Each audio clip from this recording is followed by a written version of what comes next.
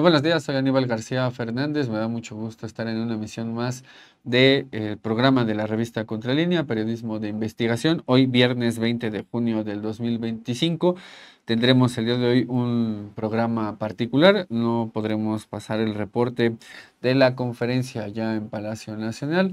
Sin embargo, vamos a tener varios temas el día de hoy. Tendremos como tema principal, Landó niega que Estados Unidos tenga una lista de políticos mexicanos ligados al narcotráfico.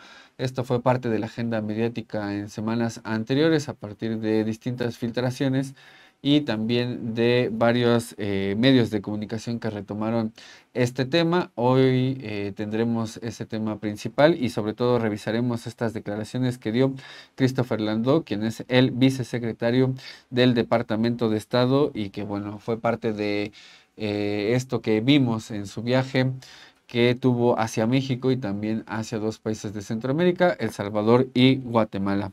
También hablaremos en entrevista con Silvina Romano, la doctora Silvina Romano, ella es coordinadora del Observatorio Laufer. Hablaremos sobre esta judicialización que hay en contra de Cristina Fernández de Kirchner, quien fue expresidenta de allá de Argentina. Hablaremos sobre eso y también la expresión que implica el mismo proceso de lawfare para Argentina, pero en contraste también con lo que sucede acá en México después de esta elección del Poder Judicial. Además tendremos también las secuelas del viejo régimen.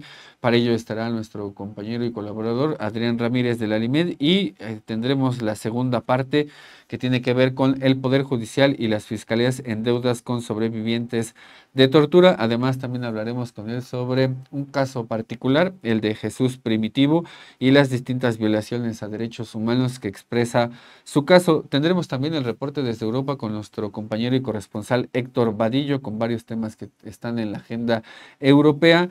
Y por último tendremos también el caso de los feminicidios en México. Van 8.571 desde el 2015 a marzo del 2025, o sea, una década prácticamente de conteos de este tipo de fenómenos que suceden en México, uno de los países en donde el feminicidio ha sido ya tipificado, pero que también expresa una continuidad en contra de las mujeres. Para ello estará con nosotros nuestra compañera reportera Fernanda Monroy y vamos a empezar rápidamente con el tema principal porque estuvo en conferencia de prensa virtual el vicesecretario del Departamento de Estado, Christopher Landau, dando una conferencia en torno al viaje que tuvo en días pasados a México, a El Salvador y a Guatemala. Vamos a recuperar una parte en donde expresa categóricamente y niega, de hecho, la existencia de esta lista de políticos mexicanos vinculados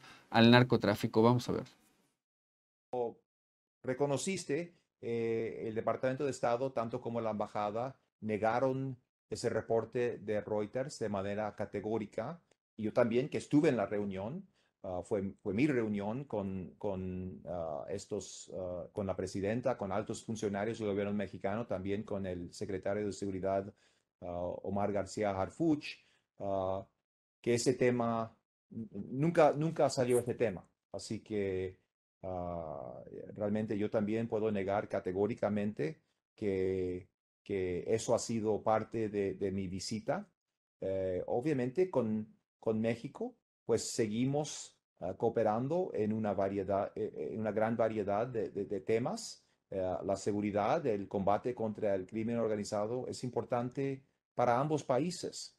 Y eso realmente fue el enfoque de nuestra plática, cómo podemos pues mejorar y trabajar más de la mano, porque obviamente a ninguno de nuestros países nos conviene que el crimen organizado pues tenga relevancia en ambos lados de la frontera. Estamos ambos, uh, creo, dispuestos a trabajar de la mano. Sobre todo, como acabo de decir, platicamos sobre estos temas de seguridad y yo creo que va a haber mayor cooperación ahora, yo creo mayor quizás que nunca.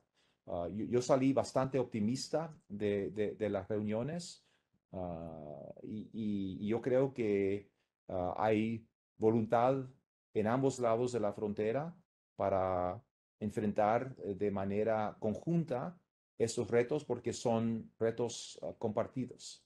Así que yo creo que en ese aspecto tuvimos unas reuniones muy exitosas.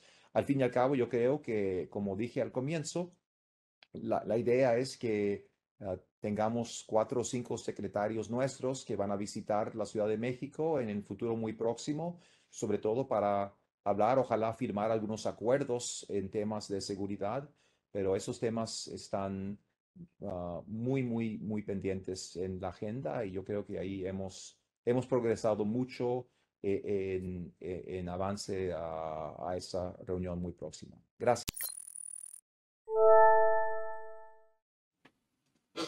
Bueno, ya escuchamos estas declaraciones que dio Christopher Landó a varios medios de comunicación, algunos mexicanos, otros de Centroamérica, en donde hablaba de esta reunión que tuvo acá en México con la presidenta Claudia Sheinbaum. Niega que su visita estuvo vinculada a esta lista de políticos mexicanos que estaban presuntamente vinculados al narcotráfico.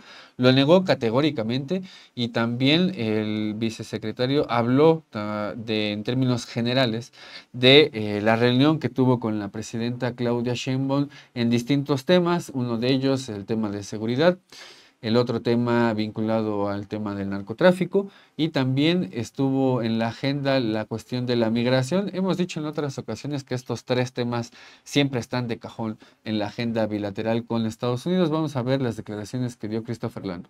Preparar, pues, sustantivamente lo que se necesita para, ojalá, los acuerdos que vamos a llevar a cabo en esa visita y un poco de planificación para esa visita. Así que aún no tenemos ficha para la visita, pero esperemos que sea en un futuro muy próximo.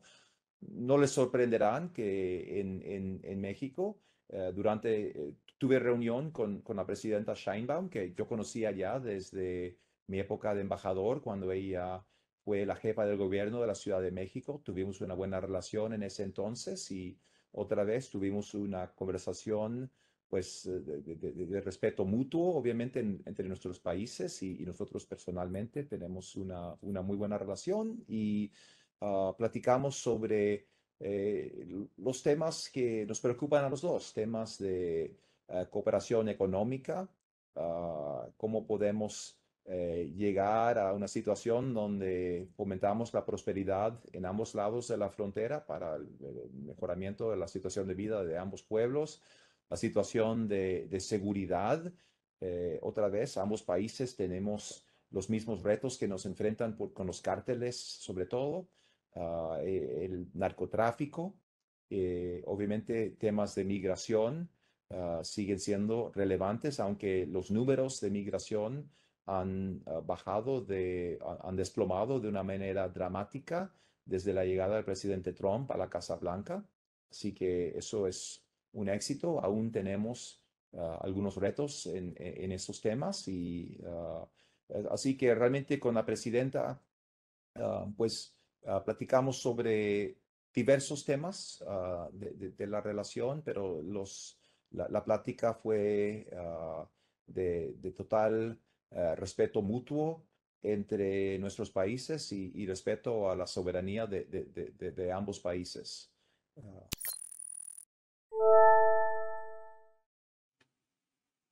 Pues bueno, estas declaraciones que dio Christopher Landó fue en una videoconferencia, una conferencia de prensa virtual en donde decía hace un momento estuvieron varios medios de comunicación de forma virtual, muchos de ellos de Centroamérica, otros también de México, que de hecho los dos medios de comunicación de México hicieron estas preguntas a el vicesecretario del Departamento de Estado, una persona que conoce bastante bien México. Él fue embajador en su momento en la primera administración de Donald Trump entre 2017 y 2021, enero de los respectivos años. Además, también su padre, y eso lo expresó también en esta videoconferencia, tiene una carrera diplomática, es alguien que viene de la diplomacia y conoce bastante bien a México en distintos sentidos, incluso también tuvo reuniones con la presidenta Claudia Sheinbaum en su momento cuando fue jefa de gobierno de la Ciudad de México, así que conoce a la perfección el gobierno mexicano, conoce también a la perfección cómo maneja la política exterior el gobierno republicano de Donald Trump. Y desde luego que en este puesto que tiene como el segundo al mando del Departamento de Estado, pues cuenta con otro tipo de información que es privilegiada también dentro del gobierno de Estados Unidos, así que importante este tipo de declaraciones en donde negó categóricamente esta filtración que tuvo distintos medios de comunicación, uno de ellos Reuters, de esta supuesta lista de mexicanos vinculados al narcotráfico. Y vamos ahora a la cápsula que tiene preparada nuestro compañero y corresponsal Héctor Vadillo con el reporte desde Europa, con varios temas que están en la agenda europea. Uno de ellos, España rechaza aumentar el 5% del gasto militar. También en otro tema estará Vladimir Putin, quien está dispuesto a reunirse con el presidente ucraniano, esto por el conflicto que está desde 2022 allá en Ucrania, y también los eurodiputados reprochan la prohibición de manifestaciones del orgullo gay allá en Hungría. Hola, buenos días, saludos a todo el equipo de Contralínea, al auditorio. Damos comienzo con estas informaciones internacionales. España rechaza aumentar un 5% el gasto militar. El presidente español, Pedro Sánchez, envió una carta al secretario general de la OTAN, Mark Rutte, donde rechaza la propuesta para elevar al 5% del Producto Interno Bruto el gasto militar, como lo está exigiendo Estados Unidos. La misiva es la respuesta del gobierno español tras la comunicación que envió Rutte a solo unos días de que se celebre la cumbre de la Organización Militar Internacional allá en la ciudad de La Haya, en los Países Bajos. Pedro Sánchez argumenta que el gasto que se quiere exigir a los países miembros de la Unión Europea sería contraproducente y va en contra del estado de bienestar de la ciudadanía. El presidente español propone que cada país decida el gasto que debe hacer en defensa militar dependiendo de las necesidades y también del presupuesto con el que cuente cada nación, manteniendo siempre en la mira ese polémico 5%. La OTAN quiere que los miembros de la Unión Europea inviertan este 5% del PIB en defensa militar para el año 2032, una exigencia que viene del gobierno estadounidense de Donald Trump y una medida que ha sido muy criticada por la sociedad. Sánchez afirma que para España sería imposible aumentar este 5% en defensa sin subir los impuestos a la clase media, también sin recortar los servicios públicos y las prestaciones sociales de los ciudadanos. Pasando a otra información, Vladimir Putin está dispuesto a reunirse con el presidente ucraniano. El presidente ruso Vladimir Putin declaró en rueda de prensa que está dispuesto a reunirse con su homólogo ucraniano Volodymyr Zelensky en esta fase final de las negociaciones de paz. En el marco del Foro Internacional de San Petersburgo, el mandatario ruso dijo ante representantes de los medios de comunicación internacionales que su gobierno también quiere acabar con el conflicto con Ucrania lo antes posible. En esta reunión con medios internacionales, Putin aseguró que el envío de misiles de largo alcance Taurus que quiere hacer el gobierno alemán a Ucrania no tendría mayor repercusión en la ofensiva militar y rompería completamente las relaciones bilaterales. También aprovechó esta rueda de prensa para pronunciarse sobre el aumento que quiere hacer la OTAN en el gasto militar de Europa y dijo que no supondría una amenaza mayor para Rusia, ya que su país cuenta con el aumento necesario para la defensa de su territorio. Por último, Vladimir Putin señaló que es necesario encontrar una solución al conflicto entre Israel e Irán por medio de un programa de energía nuclear pacífica iraní y también a través de un acuerdo para disipar las preocupaciones de Israel respecto a su seguridad. Así lo dijo el mandatario ruso. Y pasando a esta última información, eurodiputados reprochan prohibición de manifestaciones del orgullo allá en Hungría. Los diputados del Parlamento Europeo pidieron acciones contra la prohibición del gobierno ultraconservador de Víctor Orbán, que prohibió este tipo de manifestaciones del orgullo gay en Hungría. Los eurodiputados, principalmente los de izquierda y centro, manifestaron que las medidas tomadas por el gobierno de Orbán violan el derecho a la libre expresión y exigen también que la Comisión Europea actúe frente a esta postura que se puede calificar como homófoba por parte del gobierno húngaro.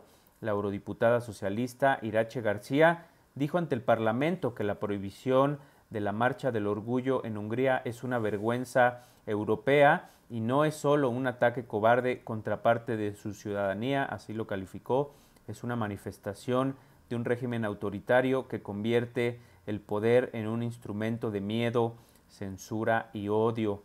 Así lo dijo la eurodiputada española.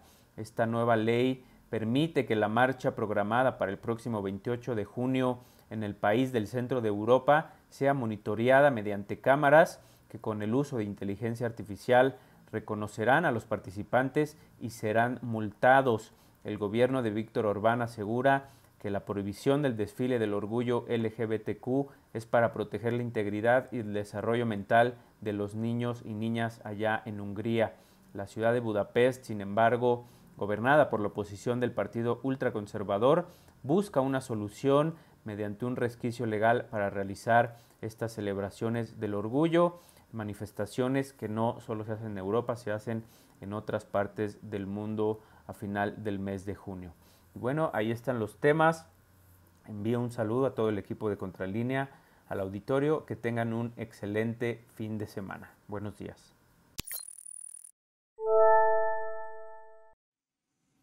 Y vamos a pasar ya ahora a la entrevista que tenemos pactada con Silvina Romano. Ella es doctora en ciencia política, también es coordinadora del Observatorio Lawfare, fue maestra también en la Universidad Nacional Autónoma de México, hizo acá también sus estudios de postdoctorado y además es investigadora del Consejo Nacional en Investigaciones Técnicas y Científicas de Argentina, el CONICET, en el Instituto de Estudios de América Latina y el Caribe de la Universidad de Buenos Aires. Con ella vamos a hablar sobre un tema latinoamericano que tiene que ver con Argentina y con el lawfare que está llevándose a cabo contra Cristina Fernández de Kirchner. Te damos la bienvenida, Silvina, bienvenida al programa de Contralínea. Hola a todas y todos, un gusto estar con ustedes. Pues nos interesa particularmente enfocarnos en el caso de Cristina Fernández de Kirchner. Ha pasado ya la causa vialidad y me gustaría empezar contigo para caracterizar el tema del lawfare. Acá en México se empezó a hablar mucho sobre este tema, particularmente por todo lo que vivimos por la Suprema Corte de Justicia de la Nación, toda esta cantidad de amparos que fueron pasando sucesivamente en contra de las distintas reformas que estaban planeadas desde el gobierno federal en el entonces sexenio del expresidente Andrés Manuel López Obrador, quien también sufrió uno de los primeros casos de lawfare en el 2005, cuando se le intentó evitar su participación en las elecciones del 2006. Y quería preguntarte si en el caso de Argentina es algo similar o cuáles son las características del lawfare allá en Argentina. Bueno, qué bueno que podemos hacer esa suerte de comparación o continuidades y rupturas, porque en el caso de Argentina se llegó a un extremo que es el de la proscripción política. Digamos que ese es el objetivo último del lawfare, es quitar a un determinado sector de la política que puede estar encarnado en una persona, sobre todo cuando tiene mucho liderazgo, como es el caso de Cristina Fernández de Kirchner, y es evitar que esa persona vuelva a participar en la vida política formal. Es decir, llanamente, que no pueda presentarse a elecciones. Y de eso se trata la condena que le han asignado a Cristina Fernández de Kirchner, 6 años de prisión domiciliaria y proscripción de la vida política. Pero no es el único caso. Fíjense que el presidente, expresidente Rafael Correa en México, perdón, en Ecuador, sufrió lo mismo. ¿Y por qué digo sufrió y por qué digo que no es el único caso? Esto se trata de algo sistemático, Aníbal, el tema del lawfare. Es una estrategia que tiene varias dimensiones. No es solamente el Poder Judicial. Fíjate lo que tú decías de los amparos. Eso es una parte, ¿no? Las demandas permanentes. Eso es una parte. Pero hay otros actores, otras dimensiones que son fundamentales. Entonces, por un lado, para que se dé esta guerra por la vía judicial mediática contra un determinado sector de la política, tenemos el Poder Judicial, eso seguro, ¿no? Un Poder Judicial que va marcando agenda política, un Poder Judicial con un doble rasero de la ley, ¿no es cierto? Se van tomando muchas causas en contra de determinadas personas, personajes, y se dejan de lado otras, ¿no? Vinculadas a otros sectores de la política. Un poder judicial que se pone por encima de los demás poderes del Estado. En ese pedido de autonomía que escuchamos siempre, el poder judicial tiene que ser autónomo. En ese reclamo, lo que sucede es algo que va a otro extremo, que es no tiene que ver con la autonomía, sino que se eleva por encima de los otros poderes del Estado y va marcando la agenda política. Pero no nos hubiéramos enterado de nada de la oferta si no fuera por los medios de comunicación. Es decir, no existe una persecución judicial que tenga influencia directa en la vida política si no es con los medios de comunicación que hacen un espectáculo de causas judiciales, ¿no?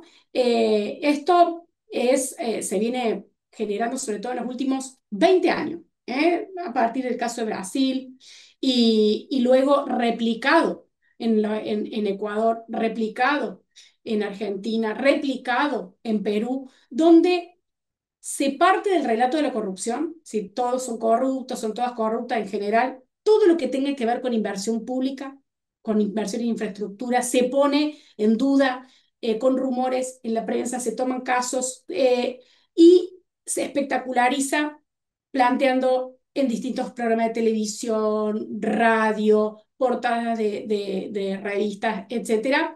Eh, bueno, ¿quiénes son los culpables de que el país en ese contexto esté mal? Bueno, es la corrupción. Y luego eso tiene un trasfondo político fuerte, porque otra vez, esa persecución sistemática, ese acoso, es contra un determinado sector de la política. Si se fijan y vemos en términos numéricos las portadas de diario, los titulares, no es igual contra todos los sectores de la política, ¿no es cierto? Hay que hacer hay que contar, hay que hacer un estudio para ver que no, que realmente se va poniendo una agenda de años en contra de determinados sectores que en general en América Latina son aquellos que han propuesto la intervención del Estado en la economía. ¿Qué significa esto? Bueno, que el Estado tiene que ocuparse de la inversión pública, que el Estado tiene que ocuparse de cuestiones de salud, educación, ¿no es cierto? Que eso no puede dejarse a las manos y a la deriva del mercado, porque eso no va a favorecer a las mayorías. Y la otra parte del lawfare, que tal vez es la que menos se ve, pero que es tremendamente importante, es la cuestión de lo geopolítico. Y esto parece medio enrevesado, pero en realidad tiene que ver con los recursos estratégicos. América Latina, y ustedes lo saben muy bien, en México, tiene una cantidad de recursos estratégicos como hidrocarburos, tierras raras, o sea, minerales, agua, etcétera, que son fundamentales para los países centrales y en nuestro caso para Estados Unidos, por ejemplo. Bueno, estos gobiernos y estos sectores que en general son perseguidos sistemáticamente, como les digo, no es un año, son décadas, son los sectores que han reclamado soberanía sobre esos recursos estratégicos, con sus más, sus menos, lo que sea, pero soberanía, sobre todo sector de hidrocarburos, minería, aguas territoriales, etc. La cuestión es que hay una dimensión que tiene que ver con esa apropiación de recursos y de quitar estos sectores en la política que son los que disputan ese acceso o lo dificultan de alguna manera. Entonces vemos que es un fenómeno muy complejo, que no se trata solamente de que abrimos una causa judicial. No, te abren una causa sin prueba, te abren una causa sin prueba, esa causa se espectaculariza en la prensa, vienen delatores, o sea, aparece gente que empieza a hablar de eso aunque no tenga pruebas tampoco, y se hace un efecto de bola de nieve de noticias falsas y desinformación, pero que tiene como resultado que a determinada persona se la culpa de un acto de corrupción del que no hay pruebas, pero que se la sentencia en los medios de comunicación como culpable y luego en el ámbito político es muy difícil restituir la credibilidad cuando eres criminalizado, eres criminalizada en la prensa, en las redes sociales de forma sistemática. Y ahí me acuerdo mucho de lo que decía el presidente Andrés Manuel López Obrador, porque tenía una frase muy buena. Decía que cuando la calumnia no mancha, tizna. Y es precisamente este tipo de forma en la cual esta judicialización de la política avanza contra cierto sector de la política en América Latina, que está ubicado básicamente en el sector progresista, en la parte de la izquierda, de las izquierdas latinoamericanas, y que entonces, y esa es la pregunta que te haría, entonces estaríamos hablando de que esta forma de la judicialización de la política, el lawfare, implica reforzar la vía neoliberal en nuestros países. ¿Eso es así o cómo lo entenderías también tú? Y es una de las alternativas y estrategias que se utiliza, sin dudas, para desestabilizar a esos sectores, a esos gobiernos, o para impedirles llegar a presentarse elecciones, porque ¿quiénes están del otro lado? ¿Quiénes disputan? Nadie. Es decir, la pregunta es, la consigna, fíjese, anticorrupción.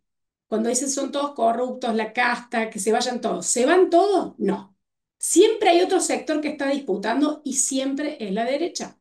Y en nuestros casos, en los últimos, yo diría, 15 años, la ultraderecha.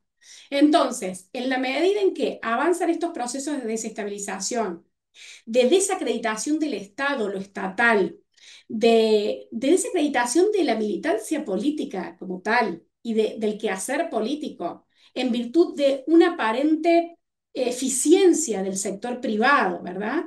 En esa medida se allana el terreno para que cuando llegamos a elecciones gane la derecha o la ultraderecha.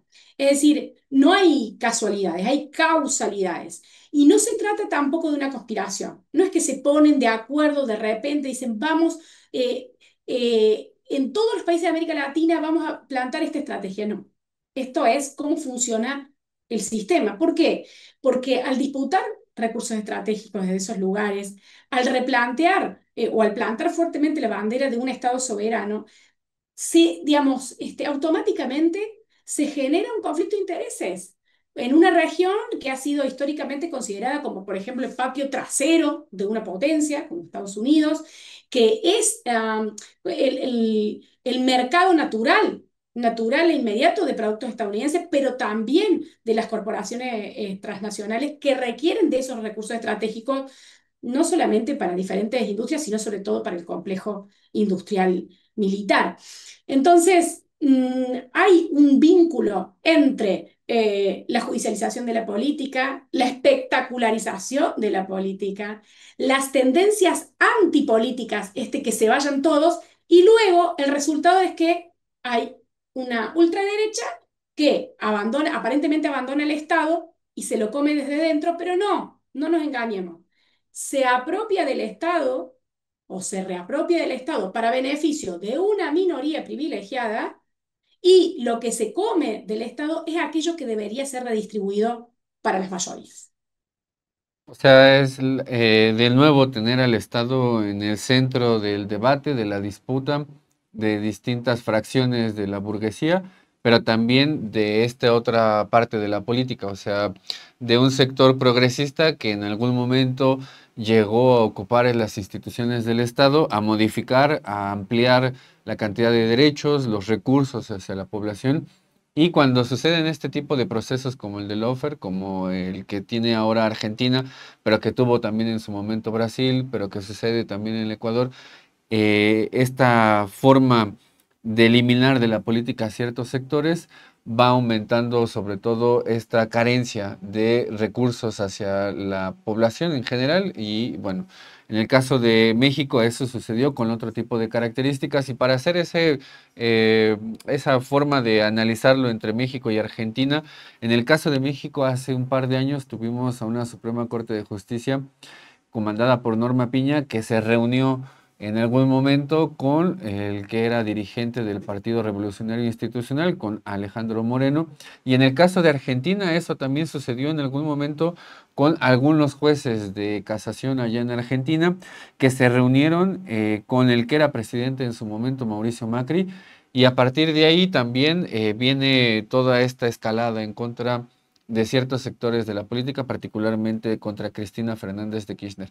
Eso abonaría entonces también a un proceso de deslegitimación del Poder Judicial en Argentina, y te lo pongo así en ese sentido porque en el caso de México acabamos de tener una elección del Poder Judicial por estas mismas situaciones en las que evidencian sus partes políticas, porque nunca han dejado de ser una expresión de la política en sí mismo, pero también porque caen en un descrédito y en una deslegitimación bastante fuerte con la evidencia de este tipo de vínculos. En el caso de Argentina, ¿cómo ha sido este proceso del Poder Judicial? Mira, si te guías por las encuestas, el Poder Judicial está desacreditado, no solamente en Argentina, en América Latina. Pero hay algo que queda como, yo diría, en un blanco y negro o en un gris que hay que ver, ¿no? Porque, por un lado, los jueces, o sea, el Poder Judicial está desacreditado, pero más desacreditados están los políticos y la política. Y se concibe al Poder Judicial como un poder apolítico, ¿verdad? Algo erróneo, porque fíjense, el Poder Judicial como tal es uno de los poderes del Estado, entonces el Estado es la institucionalidad política más importante. Sin embargo, se han encargado porque se confunde entre lo político y la imparcialidad.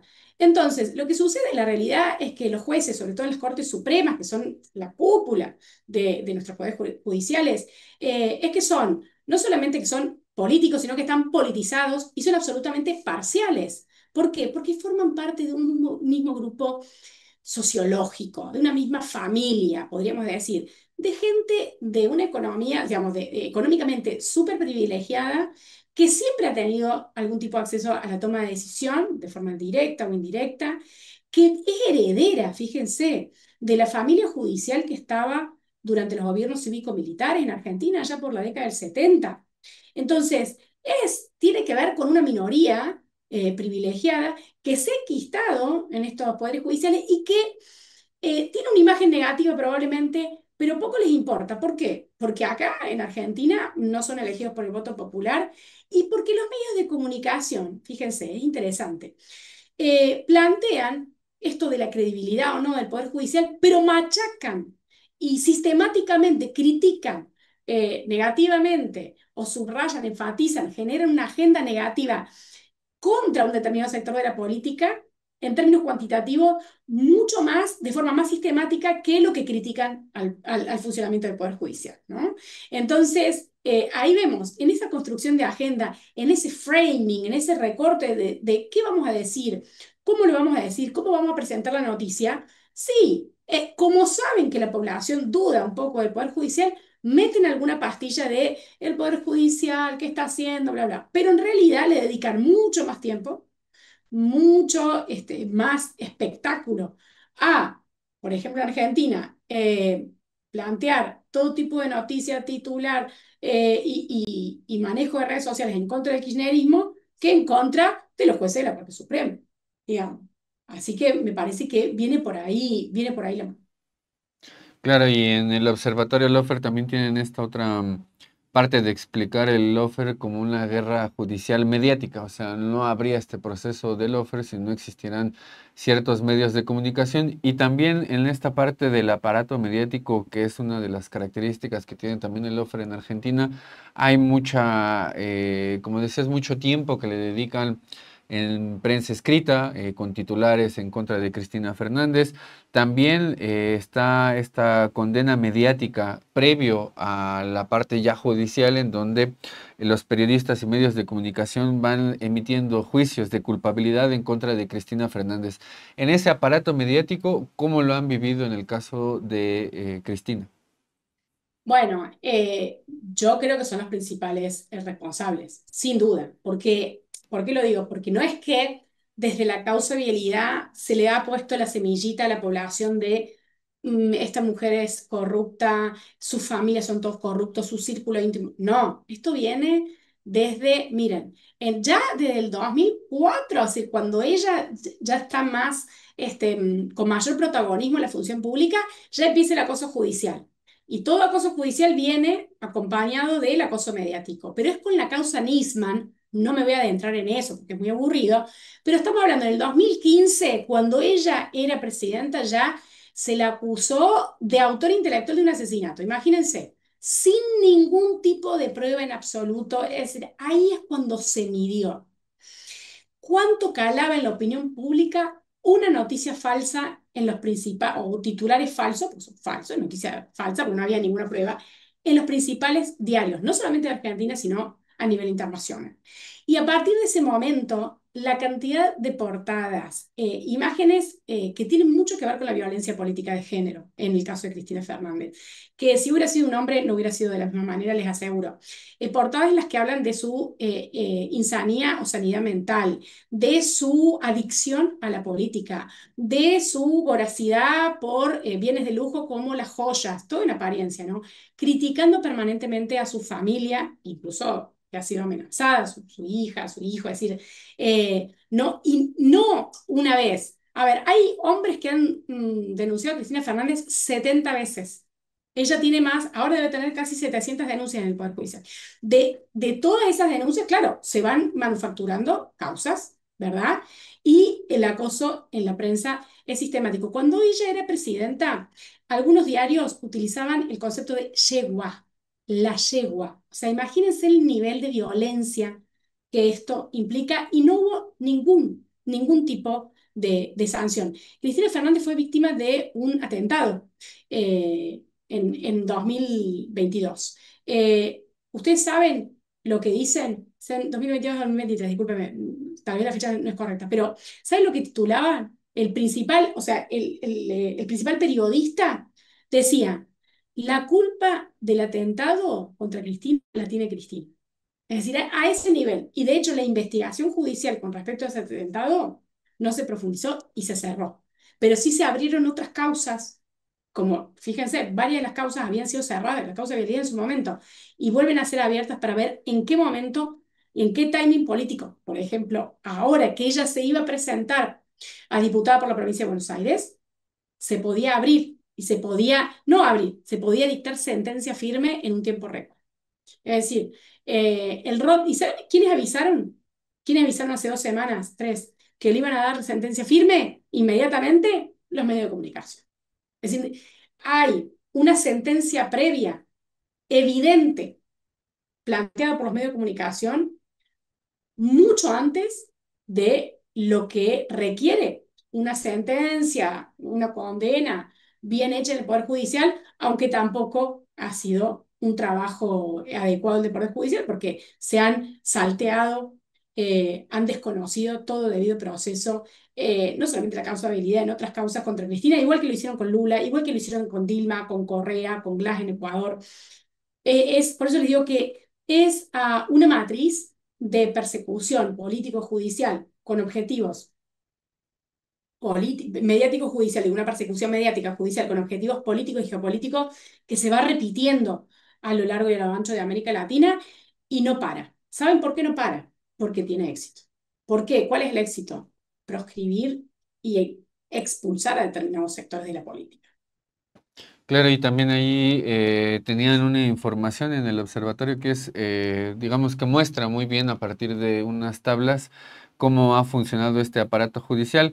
Más de 654 denuncias contra Cristina Fernández de Kirchner entre el 2004 y el 2023. Espionaje ilegal y sistemático también exhibe esta característica del lawfare en Argentina, la proscripción política de Cristina Fernández, la impunidad en otro tipo de casos, el doble rasero que evidencia también el Poder Judicial, incluso con el mismo caso de Mauricio Macri. Pero algo que dijiste hace un momento me llamó la atención y es que si hubiese sido un hombre, capaz que no hubiese sucedido. La violencia política de género también está metida en este caso de Cristina Fernández de Kirchner. Me parece que es uno de los factores que hay que destacar con mayor seriedad y focalizar ahí, porque la forma en la que se dirigen los medios de comunicación hacia su persona, fíjense cómo la han ridiculizado y cómo ahí también hay un hilo de continuidad con esa violencia que hubo contra Dilma Rousseff. Y esto más allá que tú o nosotras estemos de acuerdo o no con la mandataria, con su toma de decisión o las políticas que emprenda. Es decir, no tiene justificación que una mandataria del más alto rango en un país sea calificada en virtud de la ropa que se pone, a su imagen personal. Fíjense, casi siempre se pone en duda su capacidad para la toma de decisión. ¿Por qué? Por su insanidad mental probablemente, o por esto que le decía de la adicción al poder, o porque puede ser que no tenga todas las luces determinadas, porque es muy pasional. Las mujeres somos pasionales, aparentemente a diferencia de los hombres. Se me viene a la mente también el caso de Dilma Rousseff, cuando la derrocan por un impeachment, por una causa que después, en la cual Dilma fue sobreseída porque no hubo pruebas de las faltas administrativas de las cuales se la habían culpado a Dilma, no hubo pruebas, nadie se enteró que no hubo pruebas y que la sobreseyeron. Cuando sucede el impeachment, los memes decían, ¿cuántas mujeres hacen falta para destrozar Brasil? O sea, ese tipo de violencia. O me acuerdo de leer las 20 frases más tontas de Dilma, cosas así. Y de Cristina Fernández desde su vestuario, la forma de hablar, eso también es interesante, ¿no? Es como si una mujer que valiente, capaz, muy lúcida, una de las grandes estadistas de América Latina, Cristina Fernández, dicha por Fidel Castro, esta frase es así, cuando digamos, toma esa investidura de presidenta y ejerce el poder que el pueblo le dio, esa retroversión de soberanía dada por el pueblo, en el voto, la mayoría te vota y toma ese poder, es criticada por plantearse como alguien seguro, como una mujer segura, con claridad. Y por supuesto, con claridad en contra de qué? De los fondos buitre, en contra de la apropiación de Gran Bretaña del territorio de Malvinas, en contra del Fondo Monetario Internacional. Claro, eso es castigado sistemáticamente, pero no solamente por la prensa argentina, a nivel internacional. Ustedes deberían haber visto los titulares del New York Times, de Washington Post. Imagínense esos periodistas, qué información tenían, de dónde era. Bueno, de estos consorcios de periodismo independiente, aparentemente, que hacen estas investigaciones contra la corrupción, que no son independientes porque reciben financiamiento, generalmente de instituciones estadounidenses, de asistencia para el desarrollo, lo que sea, o de cualquier privado, y que terminan, digamos, aplicando una misma matriz de investigación en la que, bueno, de casualidad siempre todos los corruptos están solamente de un lado de la política, todos los casos son manufacturados desde la prensa o desde espacios web y Twitter y no sé qué, sin prueba, sin digamos, una triangulación de las pruebas y de una constatación de las delaciones o de los testimonios. Bueno, eso es lo que genera que la criminalización de las mujeres, que además sufren, porque en general se criminaliza su entorno familiar, es decir, a sus hijos, a sus padres, hermanas. Hay una frase de gente, mujeres, no voy a decir los nombres, pero mujeres que han tenido que exiliarse del Ecuador, de Lenín Moreno, que ya en el exilio han dado testimonio de que su propia familia, sus hijos les pedían, mamá, ya no te metas en política, por favor.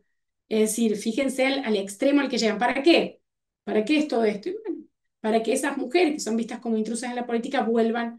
¿A dónde? A sus casas, a su entorno, a la vida, la vida de la familia y el quehacer doméstico, que es algo fundamental.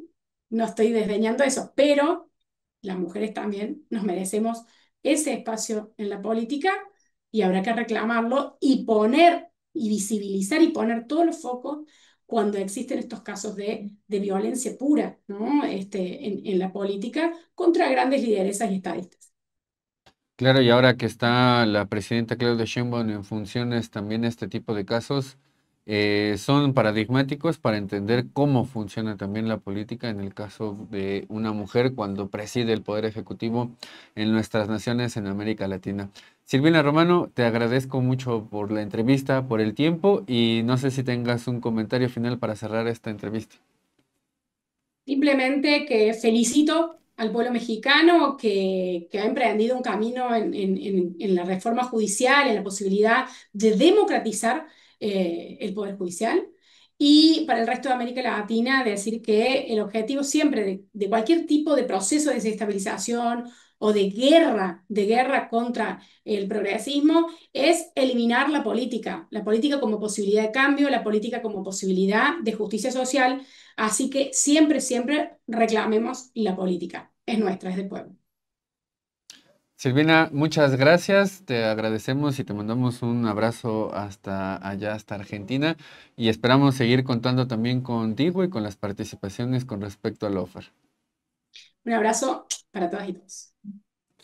Y como todos los viernes, vamos a la sección con la Alimed, las secuelas del viejo régimen. Vamos a abordar dos temas, el caso primero de Jesús Primitivo y también la segunda parte del Poder Judicial y Fiscalías en deuda con sobrevivientes de tortura, un tema que habíamos abordado la semana pasada, y para esta ocasión está con nosotros Adrián Ramírez López, a quien le damos la bienvenida. Muy buenos días, Adrián. ¿Qué tal? Buenos días, ¿cómo estamos, Aníbal, amigos de Contralínea que nos escuchan y nos ven?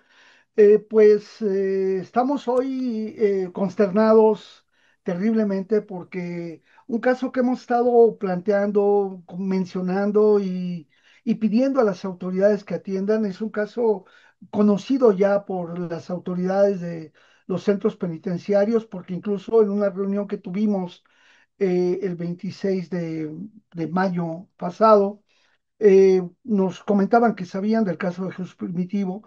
Ahí habíamos agradecido las acciones que se habían hecho para poder lograr la preservación de la vida porque corría grave riesgo en julio del 2024 y gracias a la intervención de ellos y también de la CNDH, la tercera visitaduría, que en ese tiempo estaba por ahí Víctor Sánchez, se logró trasladar del penal de Tapachula a Jesús Primitivo y con ello pues se le dio atención especializada porque estaba prácticamente agonizando. Hay que recordar que Jesús Primitivo Maldonado Topete, él fue detenido y está sujeto al fuero común, ya recibió una sentencia, no se logró investigar adecuadamente la tortura y estamos en intento de recuperar todo eso para la parte que tiene que ver con la tortura, pero la situación tan grave de su salud ha eclipsado seguir el trabajo para la cuestión de investigar, acreditar y que se sancione a los responsables de la tortura de él. Y recordar que él, al estar detenido a disposición del Foro Común allá en Mexicali, no tendría por qué estar en un centro penitenciario, pero él lleva cinco traslados. Primero del penal de Mexicali lo pasaron a Longo, allá en Baja California. Después lo llevaron al penal de Miahuatlán en Oaxaca, donde lamentablemente el Ceferezo 13, ahí por las condiciones de del agua y demás, él adquiere una hepatitis, se enferma gravemente y desarrolla una cirrosis. De ahí de ese penal lo trasladan a Tapachula. Y de Tapachula, ahí ya al estar gravemente afectado por ya un desarrollo terminal de la enfermedad, con una intoxicación derivada de la cirrosis, un coma hepático, un estado de desequilibrio metabólico terrible y no habiendo condiciones favorables para su atención, fue trasladado al penal del Altiplano, donde afortunadamente en lugar de llevarlo al Altiplano, lo llevaron directamente al hospital Adolfo López Mateos, donde a él lo pudieron atender y lo pudieron ir estabilizando. ¿Qué ha significado para él y su familia? Ya hemos dicho que más de 600,000 pesos en gastos se ha llevado a partir de octubre del año pasado hasta marzo de este año, era lo que tenía contabilizada la familia en gastos para poderle proveer lo que necesitaba Jesús Primitivo, porque a pesar de que la ley de ejecución de penal establece la responsabilidad de las autoridades para proveer, al igual que las reglas Mandela, de la atención médica, de los servicios, etcétera, que tiene la persona presa, no los han tenido y entonces ha tenido la familia que proveerlos. Su madre, que es una señora ya de la tercera edad, se tuvo que cambiar de residencia, se fue a Altiplano y ahí estuvo, ahí ha estado viviendo en condiciones pues de cierta precariedad para poderle proveer de lo que requiere. Además de que hay que tener en cuenta que hay un privilegio, un beneficio que tienen los presos, y es que se les permite, entre comillas, que se les pueda depositar 2,100 pesos cada mes para que puedan tener acceso a tienda y complementar lo que el centro penitenciario debiera otorgarles. Ya hemos insistido mucho también que los precios en esas tiendas están muy por encima del precio de lo que realmente cuestan afuera, a pesar de que la administración de esos espacios podría tener beneficios por compras consolidadas, que podría tener un modelo cooperativo que podría disminuir mucho los costes, y a pesar de la recomendación de la CNDH, eso no se ha logrado. Entonces, eso se viene agravando para los presos, y lo peor es que en lugar de disminuir, han aumentado, y ahora lo que van a depositar son 2,900 pesos para que los presos se puedan mantener. Es una situación grave, pero lo que nos ocupa es que mientras ya ante el juez de ejecución de sanciones penales se había logrado que un perito fuera a acreditar la grave situación que tenía y prácticamente un síndrome de inmovilidad que tiene Jesús Primitivo Maldonado Topete, y que requiere de atención médica hospitalizada, acaba de ser trasladado al Ceferezo número 12, allá en Guanajuato, junto con otra treintena de personas, a diferentes centros, y eso es la situación que nos preocupa. No, él no representa un peligro, él no debiera estar en un penal de esa naturaleza. ¿Por qué 5 traslados? ¿Cuánto nos cuesta como erario trasladar a la persona cuando él ya tiene la posibilidad de que se le otorgue el beneficio? Se han tardado mucho en darle ese beneficio, se han hecho grandes esfuerzos para que se le dé, y lejos de lograr ese beneficio, se le lleva a este penal allá en Guanajuato, que hay que recordar que el Ceferezo 12 se encuentra muy aislado, no hay prácticamente nada alrededor de ahí. Llevarlo a los centros de atención médica especializada, habrá que trasladarlo hasta León o hasta la propia capital de Guanajuato, que no queda cerca, y los traslados serán complicados. Simplemente para llegar al penal puede uno llegar por la Ojuelos, que es la encrucijada que queda ahí en ese lugar tan peligroso, o por Ocampo, Guanajuato, que es atravesar esta sierra muy bonita de Guanajuato, pero que pues para acudir y ir es una situación difícil. Eh, Le habíamos planteado incluso al director el director del área médica de los centros federales, que se tratara de buscar que todos los presos que tenían enfermedades terminales, enfermedades que requieren de hemodiálisis o de tratamientos especializados, se les llevara al CEFEREPSI, al centro especializado para enfermos que tendrían otras condiciones.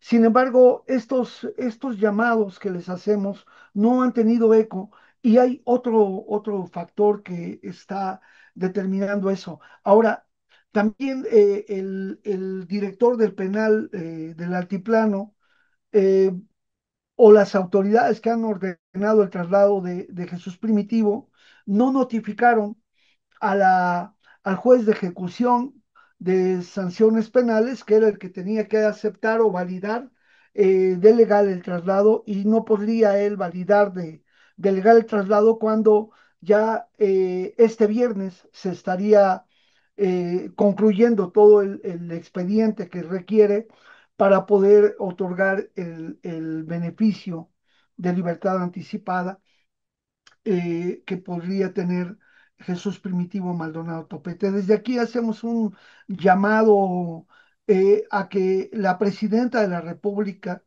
a la secretaria de Gobernación, que es de quien depende, y que Rosa Isela Rodríguez estuvo también en el órgano de Seguridad Pública y Protección Ciudadana, que también es de quien depende los centros federales, para que se atienda el caso de Jesús Primitivo Maldonado Topete, y no solamente la situación de él, sino la grave situación que viven los familiares de él. Este es el punto que nos distrae de alguna manera del tema central, pero no queríamos dejar pasarlo porque nos habla de las dificultades que tenemos para la justicia, para lograr que esta justicia avance y se convierta verdaderamente en un instrumento de la cuarta transformación y decir que por el bien de México, primero los pobres, los presos pobres, que no haya impunidad, que no haya tortura y que no haya este tipo de situaciones de maltrato. Sabemos lo difícil que es que se les brinde a los presos la atención médica porque no hay personal de salud, no hay quienes quieren ir a trabajar a esos centros por las condiciones en las que se encuentran, porque los salarios no son atractivos y también todavía, a pesar de que ya han estado haciendo las compras consolidadas, la distribución de los medicamentos no llega a todo el personal, ni tampoco hay el cuidado adecuado para que esto se dé. Insistimos desde aquí que es el Sistema Nacional de Salud quien debe de ocuparse de brindar la salud de los presos, máxime que son centros de concentración de población que debieran tener todos los recursos y todos los beneficios. Pues este es el primer punto, Aníbal. ¿Qué opinas? Claro, sin duda es relevante no dejar pasar este tipo de casos. Y bueno, me acuerdo que en otras ocasiones nos han hablado ahí, aquí con la Limed de las leyes Mandela, que también es algo importante recuperar y sobre todo no dejar pasar esta violación de derechos humanos que, aunque decías hace un momento, nos distrae un poco. Piensa que en realidad exhibe mucho de lo que es el Poder Judicial y la forma en la cual tuvieron bien a proceder en contra del pueblo mexicano y sobre todo de los presos pobres, como decías hace un momento, porque tanto el Poder Judicial como las fiscalías, y ahí te paso a ti la palabra, tienen que ver también con este tipo de impartición de justicia. Y ya para entrar en el tema, en esta segunda parte, sobre todo con el modus operandi que hubo en el gobierno de Felipe Calderón cuando estuvo ahí García Luna y con los distintos métodos de tortura. Acá estamos hablando de otro tema con el de Jesús Primitivo. Sin embargo, en términos generales, esa fue la forma de proceder de la justicia en México. Sí, así es, Aníbal. Creo que es muy importante entender que el Poder Judicial, jueces, magistrados, ministros, bueno, primero jueces, magistrados y ministros, eh, tomen muy en cuenta todo lo que ellos han escrito respecto a la tortura y no solo lo tomen en cuenta, sino que lo reescriban y incorporen varios elementos que permiten la violación de los derechos humanos, la perpetuación de las violaciones y que el sistema de legalidad no logre darnos la posibilidad de justicia. Hay que decir que el periodo neoliberal permitió que el Ministerio Público secuestrara al, al órgano judicial cuando es quien hace todo el eje vertebral de lo que sería el pliego de consignación o el auto de vinculación a proceso en el modelo actual, donde fabrica todas las pruebas y lamentablemente sobre esa línea ya caminan todos los jueces, magistrados y ministros, porque ellos, para empezar, hablan como si viviéramos en, no sé, en Israelandia o en Trompilandia, donde todo es grandioso, todo es genial y hay un deber ser, cuando en realidad el modelo fundamental, estructural, que ha propiciado la tortura viene del entrenamiento de Estados Unidos, Israel y sus aliados. Ese es el modelo de investigación que se nos fue imponiendo y la tortura fue un elemento fundamental.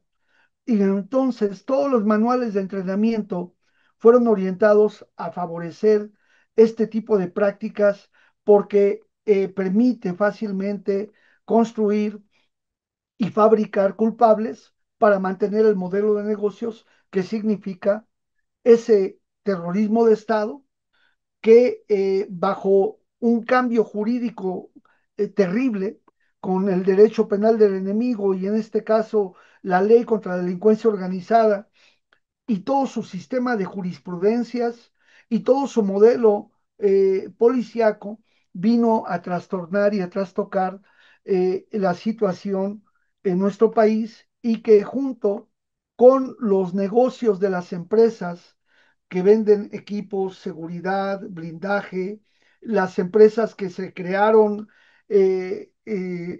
muy como hongos en la lluvia, para proteger los intereses de las personas, porque aparentemente la delincuencia estaba desbordada. Pues claro, pues si la delincuencia estaba gobernando el país, ¿cómo no iba a estar desbordada y por qué no los empresarios iban a tener que confiar y hacer de empresas privadas el negocio de su vida? Y lo peor es que esas mismas empresas privadas eran quien daban seguridad a las instituciones de seguridad del Estado mexicano. Así de grave estaba la distorsión. Entonces, crear este modelo de negocio les llevaba a la necesidad de fabricar culpables. Y si no se entiende este contexto, no va a haber ley que permita la salida de miles y miles de personas. Entonces, el cambio, la creación de la ley contra la delincuencia organizada, un montón de tesis jurisprudenciales que favorecen la violación a derechos humanos, respetando el decir del derecho, que tiene que cambiarse también todas esas tesis de la octava hasta la décima, eh, hasta la décima época judicial y también parte de la onceava, tienen que ser modificadas porque favorecían la tortura, la fabricación de culpables. Para empezar, se permitió que se detuviera para investigar. Y al permitir que se detuviera para investigar, la tortura vino a ser el elemento central. Y entonces tenemos que insistir que a las personas, para empezar, se les detenía aparentemente en flagrancia por cualquier tipo de delito, incluso una infracción de tránsito. Una persona que decían que venía exceso de velocidad o que tal vez el vehículo se veía sospechoso, que venía remarcado, que tenía reporte de robo o que simplemente traían droga o que habían visto una actitud sospechosa donde la denuncia anónima era una tónica predominante. Si los jueces pudieran considerar que hay una gran cantidad de personas que fueron detenidas con partes informativos de puesta a disposición o informe policial homologado donde decían que recibimos una llamada anónima en la que se nos informó que en tal lugar vendían droga o en tal lugar entraban personas vestidas de negro y que traían maletas que pareciera como que traían fierros o armas. Y con eso ya, en lugar de dar parte al Ministerio Público, la Policía Federal recién creada y la Agencia Federal de Investigaciones iban al lugar, investigaban y resulta que detenían en flagrancia a personas. Ese es el primer dato que hace un fruto, hace un árbol de frutos envenenados y era como la denuncia anónima era la que generaba la acción. Y esa denuncia anónima, que no daba cuenta del reporte, a veces sí decían, se llamó al número de tal y que el sistema Matras nos informó y que también ya tenían ese gran esa gran plataforma que era la Plataforma México, que aparentemente iba a ayudar a las personas para que las detenciones se hicieran sobre la base de la legalidad. Ya incluso la misma Marisela Morales había metido una circular donde decía que apenas se detuviera la persona, se le hubiera asegurado, inmediatamente se notificara para dar noticia de la detención para evitar las desapariciones y demás, fue simplemente utilizado como una mascarada para actuar de esa manera. Ahora, es absurdo que los jueces permitieran que si una persona fue detenida en flagrancia de un delito, ¿por qué le iban a dar el arraigo? ¿Por qué necesitaban llevarle una figura de arraigo a esa persona? El tercer punto es esa persona que estaba en el arraigo, ¿por qué iba a ser liberada del delito supuestamente que lo detuvieron en flagrancia? Para luego, ya después de haberle investigado su vida y cuadrado todo, le iban al salir apenas, iba saliendo del centro de arraigo o le habían notificado que ya iba a salir del arraigo, inmediatamente la capturaban acusándola de, ya con orden de aprehensión, ni siquiera para investigar, sino que la sacaban y directo se la llevaban a un reclusorio. Eso les permitía limpiar la parte inicial de la fabricación del delito, porque el juez que obsequiaba la orden de aprehensión ya no sabía que la persona fue torturada previamente, que vivió una situación grave, porque además ellos se distanciaban siempre diciendo, ah, es que a mí eso no me toca, a mí me toca de aquí en adelante. Y entonces, ese modelo de delincuencia organizada, esas leyes especiales que crearon, les permitió fabricar perfectamente y entonces sí dar golpes espectaculares y salir en los medios y entonces el superpolicía hacía sus investigaciones. Luego, para lograr proteger a sus bandas de delincuencia, a unas cuantas personas que ya sea o habían cometido un delito menor o simplemente no habían cometido ningún delito mediante la tortura, lograban eh, imputarles 5, 10, 15, 20 delitos de alto impacto y presentarlos como bandas de secuestradores o bandas de delincuencia organizada que habían sido desarticuladas. El ponerle apodos a las personas, el poder estigmatizarlas y presentarlas a los medios, incluso antes de que fueran presentados ante las autoridades, fue parte de este modelo, de este modus operandi para poder actuar.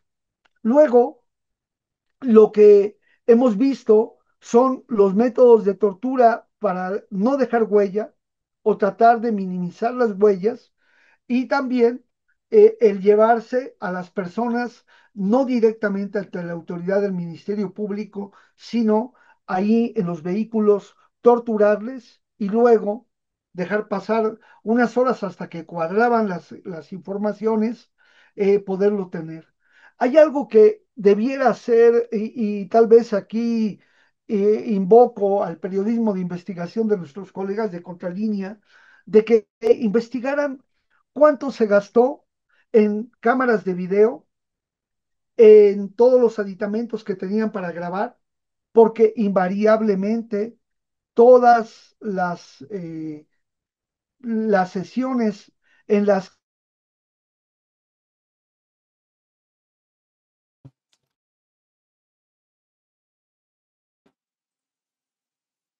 Bueno, tuvimos ahí un problema de comunicación con Adrián, vamos a esperar a resolverlo, pero estos últimos comentarios que estaba haciendo sobre el tema del gasto que hubo en el tema de seguridad, en las cámaras de videovigilancia, en todos estos instrumentos que sirvieron en su momento para vigilar, y como diría también un experto francés, para vigilar y castigar, pues implicó también un gasto por parte del presupuesto público. Y bueno, Adrián, nos estabas hablando de este tipo de gastos y yo recuerdo uno en particular que fue el proyecto Escudo en el caso de Guanajuato, que contó con financiamiento de la Iniciativa Mérida, que incluso vinieron aquí la misma Hillary Clinton a vigilar y a ver cómo se estaba llevando a cabo este proyecto en el caso de Guanajuato. Y a partir de ahí, no, digamos, no es una forma mecánica la explicación de que a partir de que se impone este proyecto Escudo, donde el gobierno de Guanajuato invirtió una gran cantidad de recursos para videovigilancia, pero a partir de allí, en 2012, incrementó de una forma inusitada la violencia. Entonces, este tipo de proyectos como el que acabo de mencionar es expresión también de una investigación, como decías hace un momento, que tendríamos que hacer, ¿no? Sí, pero te digo, ¿cuánto se gastó? ¿Cómo, cuántas cámaras de video se compraron? ¿Dónde están todas las grabaciones que invariablemente todos los presos de esa época decían que los ponían a grabar y que incluso les escribían lo que tenían que decir? Y esas grabaciones no eran presentadas ante el Ministerio Público. Ellos las tenían como una forma de protección, como una forma de entrenamiento para ver cómo estaba funcionando. Recordemos que varias de ellas fueron filtradas a los medios, cuando se ve también cómo participaba Cerón de Lucio en esos actos de interrogatorio, o las prácticas de tortura del mismo, este, cercanísimo a Genaro García Luna, que es Cárdenas Palomino. Allí había cámaras de video, había equipos para actuar. ¿Cuántos, cuántos bastones de electrocución se tuvieron? ¿Cuántas picanas? Ya después, bueno, fue sustituido por el TAS, que también lo utilizaban para torturar. Todos esos equipos, cuánto se gastó, pero además también el fraude que se hizo, por ejemplo, comprando equipos que supuestamente detectaban las armas, equipos de detección de sustancias prohibidas y demás, que fue un gasto importantísimo, pero que no es objeto del comentario de hoy. A donde nosotros queremos llegar es al hecho de que practicaron de manera sistemática métodos de tortura que pretendían no dejar huella, y que en unas cuantas horas o en unos cuantos minutos lograsen atemorizar a la persona de tal manera que pudieran lograr la voluntad de que se declararan culpables, o cuando menos que se negaran a declarar absolutamente nada, para dejarles la puerta abierta para que, malentendiendo el artículo 20 constitucional, diciendo, pues él tuvo derecho a declarar y no quiso declarar, no quiso decir nada sobre la tortura, en fin, la tortura no le vamos a dar valor jurídico porque él no declaró, y ya con eso se limpiaban las manos. Pero en realidad lo que hacían, para torturar a la gente, uno de los primeros instrumentos nuevos de tortura, el teléfono celular. En el teléfono celular les mostraban fotografías de familiares, de la escuela, de los hijos, de las informaciones, incluso de las escuchas que les hacían, y con eso lograban doblegar a la persona y lograban que firmaran las inculpaciones, porque si algo puede afectar a la persona, es cuando por tus actos se puedan acusar a un familiar, a un ser querido, y que a ti te acusan. Mucha de la gente se siente muy mal porque no resistió a la tortura, resistió el dolor físico, dolor psicológico directamente infligido a él, pero cuando ya se decía a la madre, a los hijos, a la esposa, a los familiares y amigos, pues ya lograban hacer esto. Este es un instrumento de los más eficaces que hoy se utilizan para torturar personas, y no deja huella. Incluso la huella psicológica a veces es muy débil, porque no hay un impacto tan grave más allá del sentimiento de haberse doblegado y las consecuencias que después va a tener ese acto. Pero la, el no tener la capacidad de resistirse a hacer lo que ellos hacen, es decir, doblegar la voluntad, como ya lo veíamos en la definición de la tortura, es un acto terrible. Lo otro que también usaron mucho es subirse encima de la persona, asfixiarle y presionarle. Era muy común, es muy común todavía, que se les pone, se les venda los ojos, ya no se hace un vendaje compresivo tan fuerte para no lesionar el dorso de la nariz, eh, y taparle con un trapo y ponerle agua en la boca, mientras alguien le sujeta la cabeza, sobre todo con las rodillas, poniendo las rodillas en esta parte, y otro subiéndose en el pecho para aplicarle, y además vendado, desnudada a la persona con palabras altisonantes. Al producirle esta instilación de agua, es muy difícil que se pueda demostrar, porque no hay infección, no hay datos mayores, ya no se usa chile piquín que podría producir una irritación incluso hasta una afectación que permitiera dejar rastros, pero el agua prácticamente no.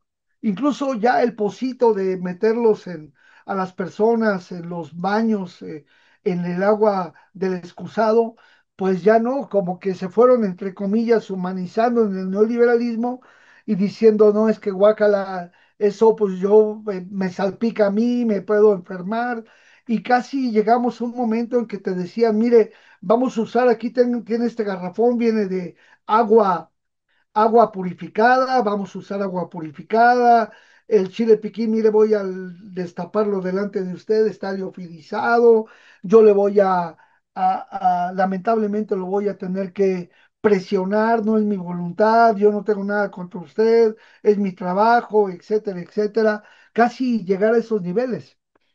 Entonces, hacer culpable a la persona de lo que está sufriendo porque no quiere colaborar con la investigación, y también son parte de los mecanismos de interrogatorio y contrainterrogatorio que el Mossad israelí les brindó y que les dio muchos resultados por este tipo de manejos que hacían que generar confusión.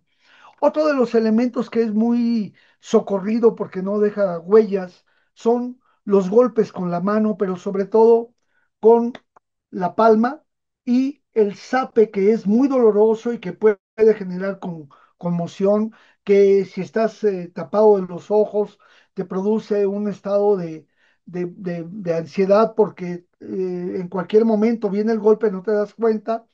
Esos golpes, los telefonazos que llegan a romper la membrana del tímpano ya lo hacen menos porque es fácilmente demostrable ahora, entre comillas, fácilmente demostrable cuando vemos con el otoscopio la lesión que se produce, y las otras medidas, los golpes con la palma de la mano, el poner a las personas en posición de sentarse o de estar hincado con un palo o parado todo el tiempo, no lo dejan dormir, estarle amenazando, ponerlos a hacer ejercicio, dejarlos pasar frío, etcétera, etcétera. Son formas que no producen afectaciones visibles al exterior y que sí son muy, muy dolorosas.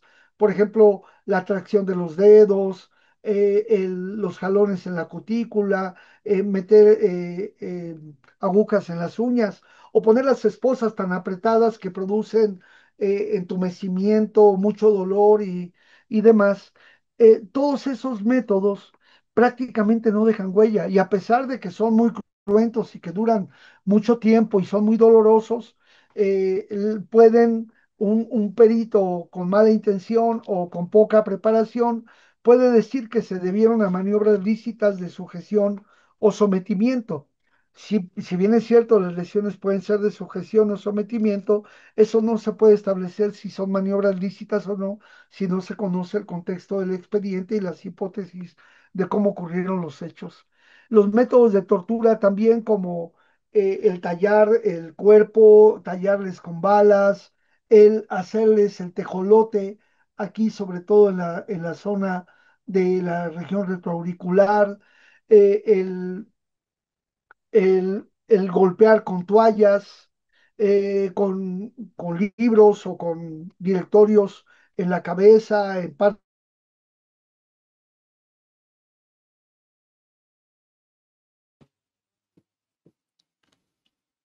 Bueno, ahí volvemos a tener un problema con Adrián y la comunicación con él, pero bueno, lo que nos estaba explicando es en realidad no solamente la parte sistemática de la tortura, sino esta sofisticación que hay de la tortura en el caso de México y que recuerda mucho a lo que decía Adrián en el principio de esta entrevista, a los distintos métodos de guerra psicológica y las enseñanzas de la tortura que hubo por parte de Estados Unidos en la Escuela de las Américas, pero eso no quedó ahí solamente en la Escuela de las Américas, sino que también se continuó en otro tipo de escuelas ya en territorio estadounidense, como es el Fort Bragg, uno de los institutos en donde también se sigue haciendo este tipo de enseñanzas.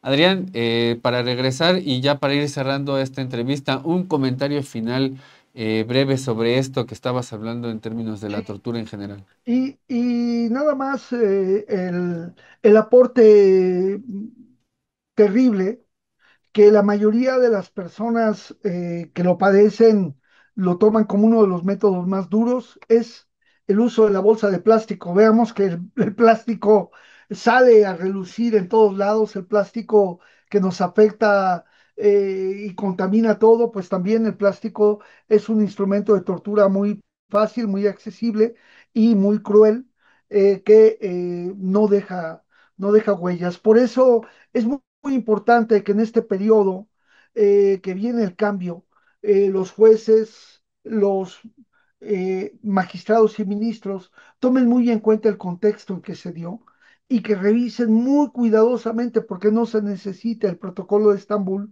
para determinar que hubo la fabricación de culpables, el efecto corruptor de la exposición mediática y en esta lucha contra la tortura este 26 de junio. Queremos que el Estado mexicano se pronuncie enérgicamente por tortura nunca más, tortura ni en pintura, y que logre luchar contra la impunidad ante estas situaciones. Pues sería todo, Aníbal, amigos de Contralínea, y nos esperamos el próximo viernes en esta sesión para seguir con la tercera parte. Claro que sí, seguimos el próximo viernes. Adrián, te agradecemos por esta entrevista, por la información que es una información bastante oportuna en la situación en la que estamos en México y te deseamos una excelente tarde. Gracias igualmente, feliz fin de semana para todos. Hasta luego.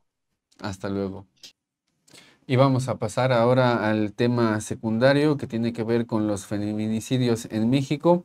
Decíamos al inicio del programa, en la última década, 8.571 feminicidios y para eso se encuentra ya acá con nosotros en el estudio nuestra compañera reportera Fernanda Monroy. Muy buenos días, Fernanda. Hola Aníbal, buenos días para nuestra audiencia. Pues así es, esta vez voy a presentar con ustedes esta investigación acerca de cómo estamos en México, particularmente en la Ciudad de México, con el tema de feminicidios. Sabemos que ya se ha tipificado y que parece que hay un avance para reducir la impunidad de este delito. Sin embargo, pues también es importante darle seguimiento a este tema para ir conociendo cómo se han movido las estadísticas y los procesos de judicialización de estos feminicidios. Pues iniciar también comentando con ustedes que los feminicidios son pues una parte de violencia machista también provocada por un sistema patriarcal que fomenta todo esto y que ve a las mujeres como pues seres que están por debajo de los hombres. De acuerdo con la encuesta nacional sobre la dinámica de las relaciones en los hogares, la más actual de 2021, a nivel nacional, 70.1% de las mujeres que mayor de 15 años en adelante han experimentado al menos un incidente de violencia a lo largo de sus vidas, en comparación con la de 2016, en donde la cifra era de 66.1%. Entonces, estamos hablando de un incremento de 4 puntos porcentuales. Ya adelantaba Aníbal que entre enero de 2015 y marzo del 2025, este periodo de 10 años, se han registrado 8.571 feminicidios. Y para conocer un poco más del tema, tuve la oportunidad de hablar con Minelly Colín Gómez, que es licenciada en Derecho por parte del CIDE y analista especializada para juzgar con perspectiva de género del Consejo de la Judicatura Federal en la Dirección de Igualdad de Género. Ella nos habló un poco sobre el tratamiento judicial que ha habido para las víctimas de feminicidio, el avance que es el reconocimiento de este delito y que se deje de nombrar como homicidio o peor aún como suicidio, y la obligación que tienen ahora las autoridades, ya pues los juzgadores y juzgadoras, para juzgar con perspectiva de género, que es una obligación que se hace a partir de la instauración del protocolo para juzgar con perspectiva de género. Vamos a ver lo que nos dice el especialista. Bueno, yo creo que el tratamiento judicial de los feminicidios ha evolucionado de una manera grande y sí hay una diferencia entre hace unos 10 años, 20 años a la fecha. También es importante recordar que los cambios estructurales no son cambios que se ven de la noche a la mañana, ¿no?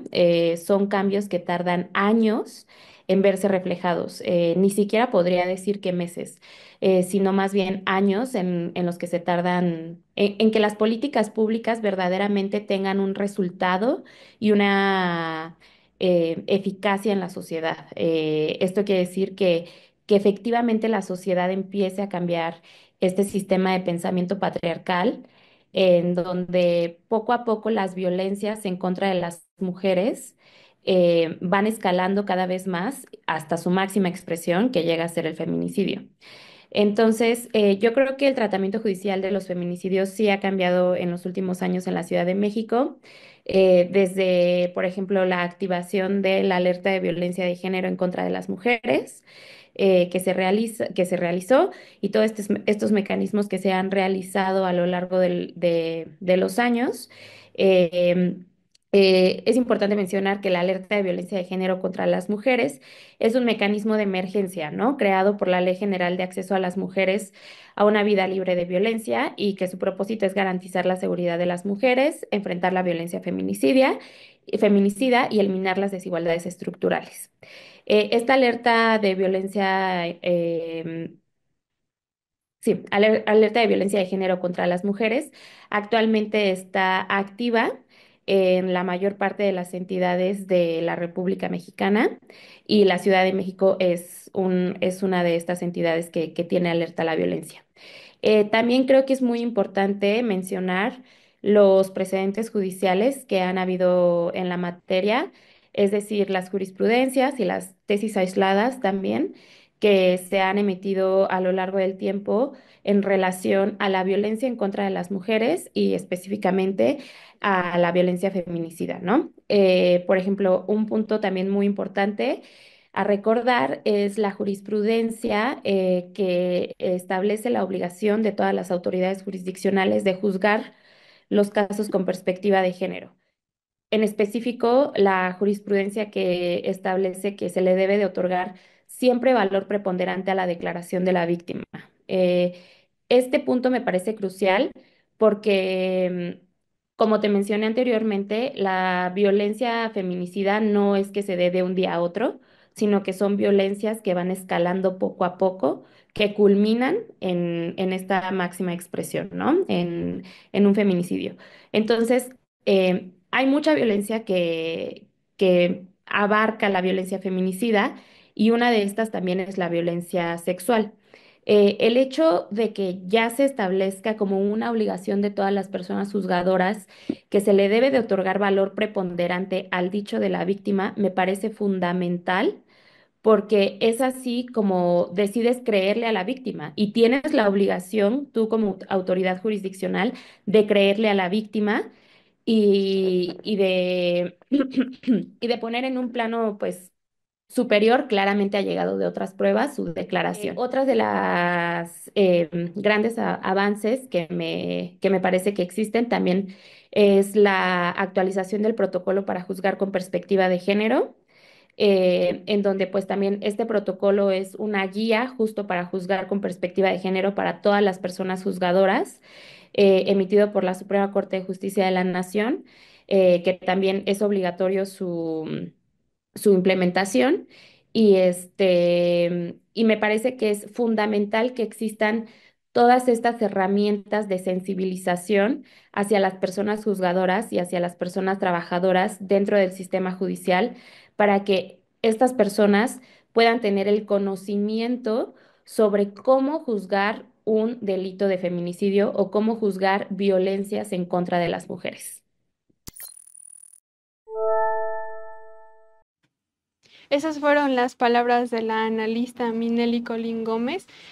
Pues ahondar solo un poco de manera rápida en estos 6 puntos, en estos 5 puntos que nos menciona del protocolo para juzgar con perspectiva de género, que tiene que ver con identificar si existen situaciones de poder que generen desequilibrios por razones de género entre las dos partes, valorar los hechos y pruebas sin estereotipos o prejuicios de género a fin de visualizar las desventajas que pueden existir cuando se está presentando este caso, ordenar todas las pruebas adicionales, si es que hay existentes, que permitan esclarecer los hechos de violencia, evaluar el derecho aplicable desde una perspectiva crítica para buscar una resolución justa e igualitaria y aplicar los estándares de derechos humanos con especial atención a niñas y adolescentes. También dentro de esta conversación, algo que nos comentaba y algo que es importante destacar es que hemos encontrado, al menos en la Ciudad de México, una reducción significativa en la tasa de impunidad que existe en cuanto a los feminicidios. En la gráfica, como ustedes podrán estar viendo, desde el periodo del 2017 a 2023, específicamente en el año de 2023, la línea morada nos indica que hubo 119 sentencias por feminicidio en comparación con 61 víctimas registradas. ¿Por qué esta diferencia? Es importante aclarar que muchas veces los feminicidios, al momento en el que se están juzgando, los procesos llevan muchos años.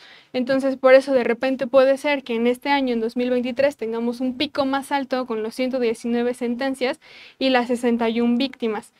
Sin embargo, aquí también me parece importante precisar que aun cuando pues vemos ya claramente esta tendencia hacia favor de las sentencias, aún nos falta para reducir de manera completa la impunidad por feminicidios, y de esto nos habla también la analista cuando nos menciona que hay problemas para juzgar con perspectiva de género, que aun cuando existen estos cursos que se le otorgan a los juzgadores y juzgadoras, pues existen barreras pues incluso culturales que impiden que se ejerza de manera correcta pues este proceso de justicia para ellos, y que pues se convierte también a veces en un problema revictimizante y desgastante. La analista nos dice que es como si se juntaran todos los males en una telaraña: males de corrupción, de revictimización, procesos costosos, el desgaste emocional y físico, la falta de sensibilización y la deshumanización que existe también en estas instancias por la carga de trabajo. Entonces, de repente ella nos comentaba que llegan todos estos procesos y ven solo una carpeta más que quieren liberar porque ya tienen un bonche bastante grande. Algo muy triste, pero es lo que nos indica el analista. Vamos a verlo.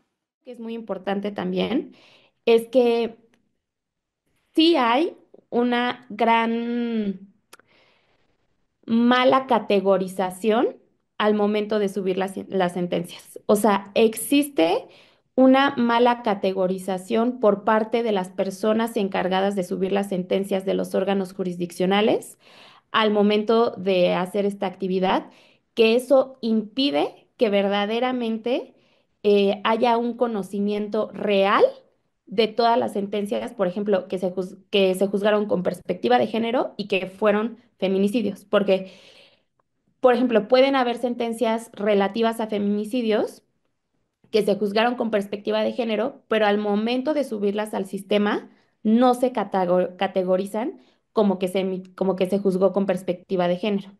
O también existe esta otra gran falla, que es que se diga que se juzgó con perspectiva de género un asunto que no tiene nada que ver con la perspectiva de género. Así, nada que ver. Entonces, creo que también esa sí es una falla en los órganos jurisdiccionales, que no hay una categorización adecuada para poder saber los datos estadísticos reales de todas las sentencias, por ejemplo, que se juzgan con perspectiva de género. Definitivamente creo que debe de haber más sensibilización en torno a la importancia del registro de los datos, porque a través de los datos y a través de la información es como podemos encontrar una problemática, analizarla y posteriormente tratar de encontrarle alguna solución, ¿no? Entonces, definitivamente es muy importante que a todas las personas de los órganos jurisdiccionales, esto es algo que ya se ha platicado también dentro de la Dirección de Igualdad de Género, em, hacer un tipo curso para que sepan cómo categorizar esta información y cómo subirla al sistema de una manera adecuada, para que se puedan justo, o sea, recabar datos de cuáles han sido los avances, cuáles han sido los retrocesos, cuáles son las entidades en donde efectivamente estos delitos sí se juzgan con perspectiva de género, sí entra la categoría de feminicidio, o deciden juzgarlo como homicidios cuando claramente son feminicidios, o incluso lo peor a mí me parece algo horrendo es que lo categoricen incluso como suicidios, ¿no? O sea, que ya ni siquiera los investiguen y que los categoricen como suicidios,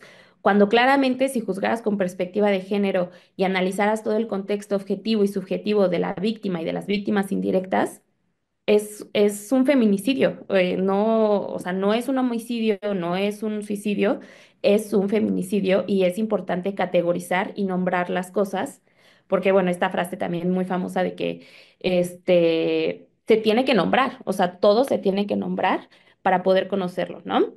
También algo muy importante es que es también muy importante hacer este análisis de hasta qué punto llega y hasta qué instancia llega esta sentencia condenatoria. Eh, el sistema de justicia en México, desafortunadamente, es desgastante, es revictimizante, como también lo habías mencionado, y desafortunadamente hay veces que se llega hasta una sentencia condenatoria hasta las últimas instancias o desafortunadamente las personas conocedoras de aplicar estas jurisprudencias son, no sé, las personas magistradas cuando ya están en un amparo, ¿no? Pero cuando anteriormente, dentro de todas las primeras instancias, dentro de toda la primera instancia, no se les respetaron los derechos a procesales a las víctimas indirectas y también no se juzgó con perspectiva de género estos asuntos de feminicidios. Lo ideal sería que desde la primera instancia fuera la sentencia condenatoria por feminicidio. No esperarte hasta el procedimiento federal penal y luego hasta el amparo y luego hasta la revisión, porque es un proceso de años, años, años, años, años, tardadísimo, que también te va desgastando demasiado y este acceso a la justicia que se supone que debe ser pronto y expedito, pues no lo es. Problemática que se ha ido exacerbando conforme ha pasado el tiempo es algo que impide verdaderamente un acceso a la justicia, porque toda esta violencia patriarcal y machista también permea a las instituciones y también permea a las personas encargadas de juzgar estos casos. Creo que, por ejemplo, uno de los principales retos que se enfrentan las personas en un proceso penal es la revictimización, por ejemplo procesos que son completamente insensibles, que son completamente revictimizantes y que resultan demasiado cansados. Y también creo que existen muchas formas de justicia y tal vez hay personas que piensan que atravesar por todo este proceso tan cansado y tan costoso, sobre todo, porque también es muy costoso llevar un proceso penal, pues hay personas que lo ven inasequible, porque verdaderamente es imposible poder pagar los costos de una persona abogada para que pueda litigar tu asunto de una manera eficiente, porque además, a pesar, si también tú quisieras y tú tuvieras la oportunidad de pagar asesoría legal, también, desafortunadamente, las instancias están pues llenas de corrupción y corrupción que también la gente, la mayoría de gente en México no puede costear y que es, o sea, es algo imposible. Entonces, creo que se juntan todos los males, se juntan todos los males en uno, que es una cultura patriarcal enorme una violencia que se va aumentando y va siendo cada vez más grave en contra de las mujeres, la corrupción, los altos costos del acceso a la justicia, los altos costos del acceso a la asesoría legal y la falta de sensibilización de las autoridades institucionales y del Estado para juzgar los casos con perspectiva de género, la falta de una cultura de perspectiva de género, la falta de información y de acceso a estas herramientas. Además de, por ejemplo, también la exagerada carga de trabajo que te impide ver a las personas víctimas como personas víctimas y hace que solamente las veas como un expediente más que tienes que sacar porque tienes demasiado trabajo. Entonces, creo que todos los males justamente son, pues sí, o sea, una telaraña de poder, una telaraña ahí que se junta y que lleva como resultado que las personas no accedan a la justicia y que tampoco se pueda prevenir estos delitos.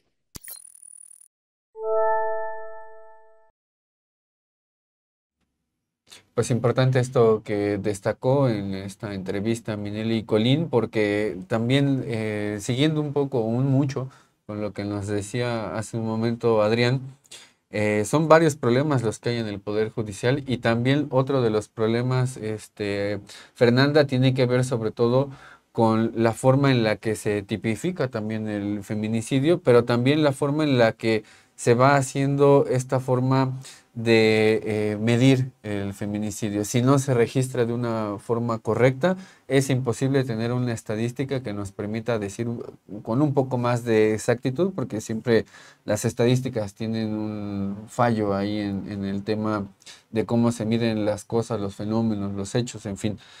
Si no se mide bien y si antes de medirse, si no se prepara bien a aquellos que van a estar inmersos en este proceso de judicialización, será difícil tener algo acercado a la realidad.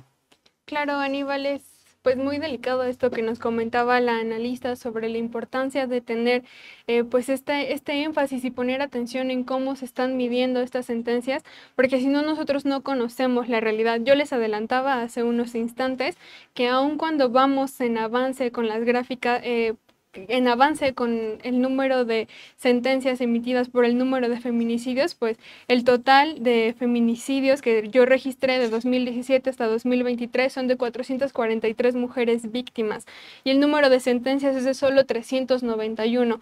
Este dato lo tengo a partir de los análisis que hace el Consejo Judicial de las sentencias que se emiten año por año.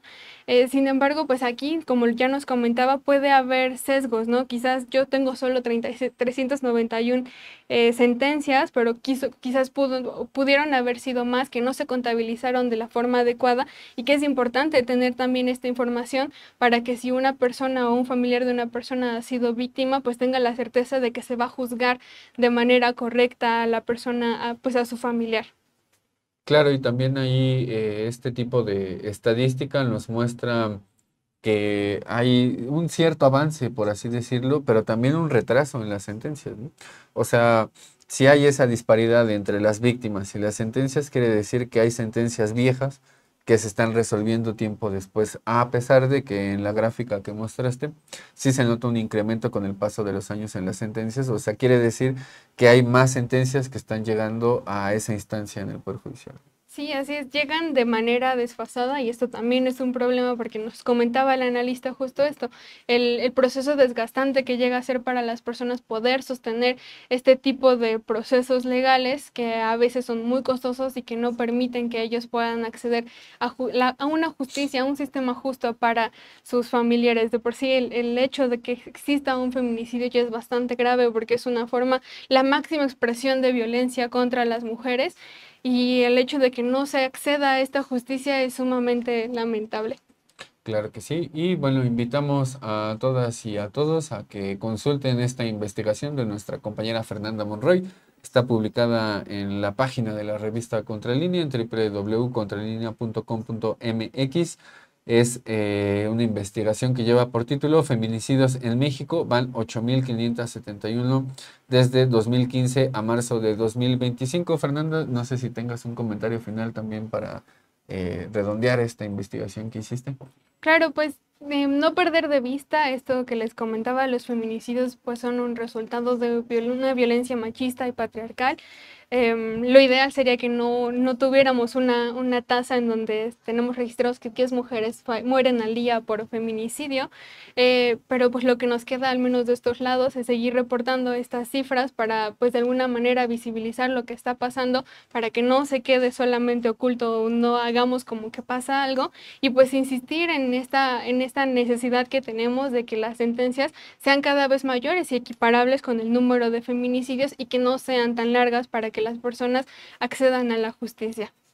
Claro, y también ahí la necesidad se nota con este tipo de investigaciones y también con los datos, la necesidad de preparar a la gente que está en el Poder Judicial y también la necesidad de haber reformado este Poder Judicial que, bueno, nos mete en una gran cantidad de esperanzas de que ahora sí se van a hacer otro tipo de resoluciones, que va a haber una justicia más vinculada a la sociedad y una justicia social enfocada en este caso de los feminicidios.